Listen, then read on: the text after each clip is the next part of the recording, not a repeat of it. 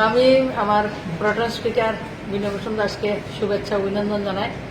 দল ওনাকে প্রধান স্পিকার হিসাবে নির্বাচিত করেছেন এবং আজকে অনুভব নিয়েছেন।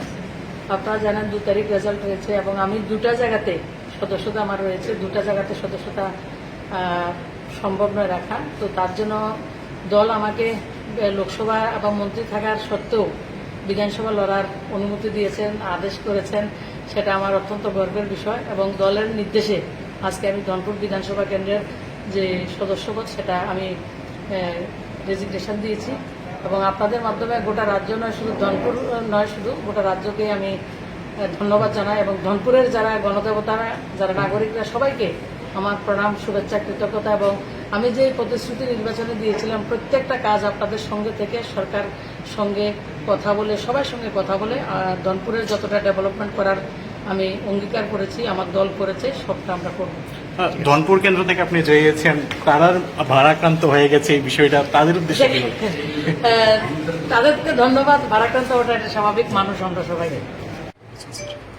বিষয়টা হলো উনি রেজিগনেশন লেটার সাবমিট করছেন, আমি এটা অ্যাকসেপ্ট করছি।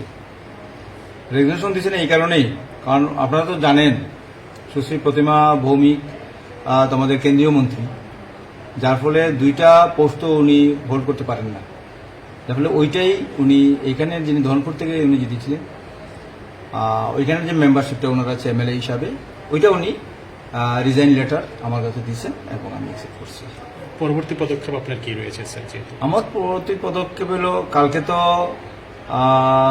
যারা শপথ নিব, বিধায়ক যারা আছেন তাদেরকে আমি শপথ বাক্য পাঠ করাবো। কালকে 11টা থেকে শুরু হবে, ওইখানে শেষ হবে। যারা বাকি থাকবেন, যারা সবাই যদি আসতে না পারেন, তাহলে পরের দিন আবার হবে 11টা থেকে, বাকিদের জন্য 17 তারিখে কমপ্লিট হয়ে যাবে সেটা। আর ওই কেন্দ্রে উপনির্বাচনের জন্য কি প্রসিডিউর রয়েছে? এটা তো আমার জানা না, এটা সংগঠন জানবে কি করবে না করবে এটা।